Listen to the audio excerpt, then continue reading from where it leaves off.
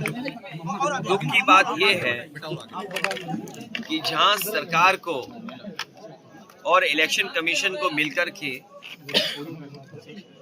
लोगों के बीच में उनका वोट कैसे आसानी से बने, वोट सबके बन जाएं और वोट डालने का सबको मौका मिल जाए।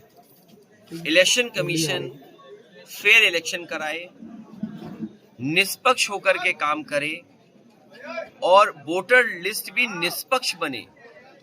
और वोटर लिस्ट बनाने के लिए बहुत सावधानी के साथ, बहुत सहूलियत के साथ काम करना चाहिए। लेकिन भारतीय जनता पार्टी जब से हारी है तब से तरीके निकाल रही है, स्ट्रेटजी बना रही है और साजिश और षड्यंत्र कर रही है कि कैसे चुनाव को और चुनाव के परिणाम को बदला जाए। उन्होंने बिहार में टेस्ट किया, मुझे याद है एसआईआर को लेकर के पूरा देश और खासकर पूरा विपक्ष लोकसभा के सामने, लोकसभा के अंदर उसका विरोध किया। यहां तक इलेक्शन कमीशन को मिलने के लिए, जाने के लिए जब हम लोग जाना चाहते थे तो पुलिस फोर्स ने जाने नहीं दिया। आपने वो तस्वीर और वीडियो देखे होंगे जहां हमें बैरिकेडिंग तोड़ करके जाना पड़ा, बैरिकेडिंग के ऊपर से जाना पड़ा। और उसके बावजूद भी सरकार ने मनमानी की है, इलेक्शन कमीशन ने मनमानी की, एसआईआर कराया। और एसआईआर में डेटा जो आया है वो डेटा ये बताता है कि जहां जहां वोट कम हुए वहां पर विपक्ष हारा है। या हम दूसरी तरीके से कहें, भारतीय जनता पार्टी ने वो बूथ चिन्हित कर लिए जिन बूथों पर वो हारे थे, उन बूथों पे ज्यादा वोट कटवा दिया। जो आने वाले समय में लग रहा है, घुसपैठिया नारा दिया, घुसपैठी बात कही, लेकिन घुसपैठी कहाँ मिले बिहार में? असली उनका लक्ष्य है वेस्ट बंगाल, ममता बनर्जी जी, कि ममता बनर्जी जी मुख्यमंत्री ना बन पाए। वहां पर झूठा प्रचार किया जाए कि वहां पर घुसपैठिए इतने, बाहर के लोग इतने आ गए हैं, इनके वोट को सुधारने के लिए, काटने के लिए हमें एसआईआर करना पड़ रहा है। और यूपी जैसी जगह जो देश की सबसे बड़ी स्टेट है, सबसे ज्यादा मतदाता हैं, वहां पर इतनी जल्दीबाजी क्यों, इतनी जल्दीबाजी क्यों और इतना प्रेशर क्यों दे रहे हैं आप? जबरदस्ती क्यों बना रहे हैं लोगों को कि जाएं और अधिकारी गांव-गांव घूमे, घर घर जाएं और वोट बनवा लें? और उस समय तय किया इन्होंने, मैं बड़ी जिम्मेदारी के साथ पत्रकार साथियों से कहना चाहता हूं, इन्होंने निकलवाया कि शादियां कब ज्यादा हैं, त्योहार कब ज्यादा पड़ेंगे, शादियों में लोग जब व्यस्त रहेंगे उसी समय जानबूझ करके इलेक्शन कमीशन ने बीजेपी से मिलकर के वो तारीखें तय की हैं। तारीख बीजेपी ने दी है और एसआईआर के लिए घोषणा इलेक्शन कमीशन ने किया। तारीख देख ली उन्होंने जब शादियां ज्यादा हैं, उसी समय इलेक्शन कमीशन से एसआईआर करा दिया। आज जिस परिवार से मैं मिला हूं, सुपरवाइजर ये थे सुधीर कुमार कोरी, ये अपनी पूरी नौकरी जिम्मेदारी के साथ कर रहे थे, लगातार जिम्मेदारी अपनी निभा रहे थे। लेकिन इधर अचानक सरकारी अधिकारियों ने, वरिष्ठ अधिकारियों ने, उनके ऊपर वाले अधिकारियों ने उन पे दबाव बनाया और दबाव बनाने की वजह से परिणाम ये हुआ कि उनकी जान चली गई और उन्हें सस्पेंशन की चिट्ठी की धमकी दे दी, सस्पेंशन की चिट्ठी दिखा दी। इस दुखी परिवार से मैं मिलने आया था, उनकी बहन, उनकी माँ, उनके और परिवार के सदस्यों से मैं मिला हूँ। हम इनके दुख में शामिल हैं। माँ ने अपना बेटा खोया है, बहन ने अपने भाई को खोया है, और एक ऐसा भाई जिसकी शादी होने जा रही थी। सोचो, लोकतंत्र को मजबूत करने के लिए बाबा साहब भीमराव अम्बेडकर जी के साथ जो संविधान है, और लोगों को समय भी नहीं दे रहे हैं आप, और एक फॉर्म, 2 फॉर्म, 3 फॉर्म घर घर बांटिए आप फॉर्म। और मैं ये कहना चाहता हूँ, इतना दबाव रहा है कि बीएलओ लोग फॉर्म पता नहीं कहाँ दे आए, घरों में दे पाए कि नहीं दे पाए, लेकिन कंप्यूटर उनका बता रहा है कि 99.45% फॉर्म बढ़ चुके हैं। विपक्ष की रणनीति क्या है? अरे चुप रहो थोड़ी देर। और 99.45 फॉर्म बांट दिए उन्होंने।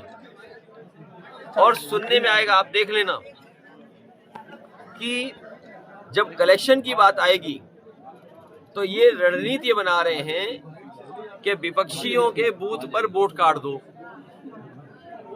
उनके वोट कट जाएं।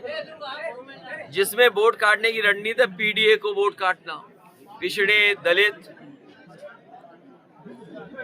मुसलमान भाई, आदिवासी, आदि आबादी और जो अच्छे अगड़े उनके भी वोट काट दो। जो सेकुलर हैं, सोशलिस्ट हैं, निष्पक्ष हैं, डेमोक्रेटिक हैं, उनका भी वोट काट दो।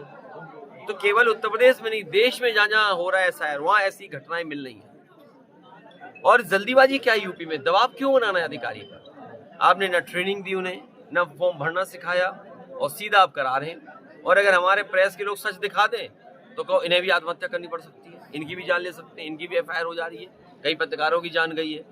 जो विपक्ष के लोग हैं, पहली भूमिका ये है कि हम लोग इनके घर परिवार के साथ हैं और लोकतंत्र में जहां हो सकता है वहां आवाज उठाएंगे। और अभी लोकसभा चलने वाली है,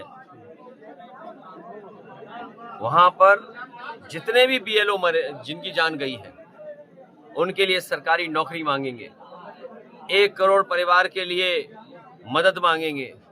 सरकारी जितनी योजनाएं हैं वो योजना इन घर परिवार के लोगों को मिले और जनता से कहेंगे लोकतंत्र बचाने के लिए अपना वोट बनाएं और भविष्य में भारतीय जनता पार्टी को हराएं।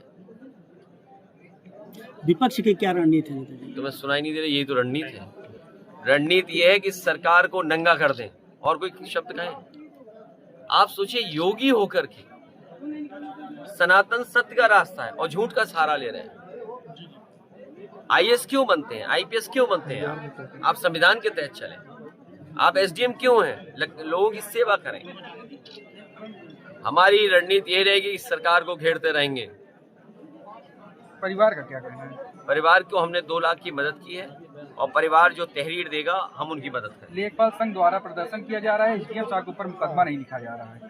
वो इसलिए नहीं लिखा जा रहा है मुकदमा क्योंकि वो सरकार के अधिकारी होंगे और जो सरकार के अधिकारी का मतलब भारतीय जनता पार्टी के अधिकारी होंगे। प्रदेश जो भारतीय जनता पार्टी का अधिकारी होगा उस पर एफआईआर नहीं लिखी जाएगी।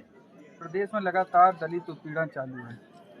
आंकड़े जो बताते हैं और जो हम लोगों को जानकारी मिलती है वो यही है कि सबसे ज्यादा दलितों के ऊपर अन्याय सरकार में हुआ है, पिछड़ों के ऊपर हुआ है, आदिवासी भाइयों के ऊपर हुआ है और अल्पसंख्यक भाइयों पे तो जबरदस्त हो रहा है, जिसकी आप और हम कल्पना नहीं कर सकते हैं। और एक बिंदु और है, एक स्तंभ और है हमारा, अगर पत्रकार साथी सच लिख दें तो इन पे भी एफआईआर हो रही है। पूछो। बिहार चुनाव को लोग क्या देखते हैं? बिहार में तेजस्वी जी हारे नहीं है, हराए गए। पॉपुलर वोट उनके पास था।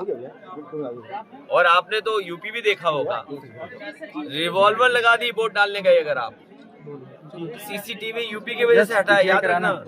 ये चुनाव आयोग जो आपको रिकॉर्डिंग नहीं दे रहा सीसीटीवी, आप जानते होंगे पुलिस को कोई क्राइम ढूंढना पड़ता है तो सीसीटीवी इकट्ठा कर लेते सब और उससे क्राइम का खुलासा कर देते। आप बताइए, वोट लूट लिया, सीसीटीवी नहीं देंगे, उसकी रिकॉर्डिंग नहीं देंगे, क्यों? क्योंकि पुलिस से वोट डलवाया आपने और उसके बाद जनता ने भी वोट दिया लोकसभा में। अभी हारे बीजेपी के लोग, हम फतेहपुर के और आपके लोगों को धन्यवाद देंगे, समाजवादियों को जिताया, बगल में भी जीते और जगह भी जीते। इस बार 90% आबादी देश की जो लोकतंत्र बचाना चाहते हैं, जो समाजवाद बचाना चाहते हैं, जो सेक्युलरिज्म बचाना चाहते हैं, जो इस देश को खुशहाली के रास्ते पे ले जाना चाहते हैं, वो सब एकजुट हो रहे हैं इस बार। धन्यवाद। हो गया।